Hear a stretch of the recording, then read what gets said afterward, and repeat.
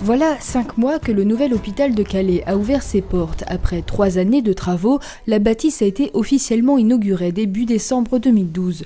Depuis septembre, mois de son ouverture au public, l'hôpital a enregistré une fréquentation en nette hausse. Mais rassurons-nous, pas plus de malades à l'horizon.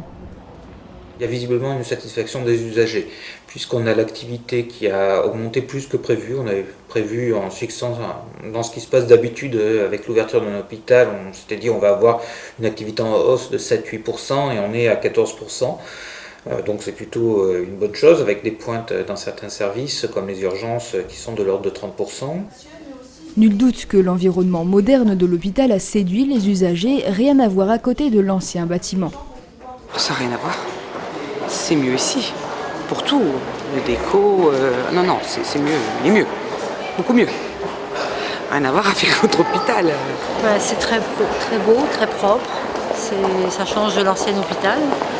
Il était vraiment vieux, mais il a besoin de renouveau. Les chambres sont très belles, c'est bien agencé, c'est bien. C'est déjà plus personnalisé, il y a plus de nouveautés, plus de services. La construction du nouveau bâtiment a permis de développer des services. L'hôpital de jour peut accueillir un plus grand nombre de personnes, tout comme la chirurgie ambulatoire. D'autres ont même été créés.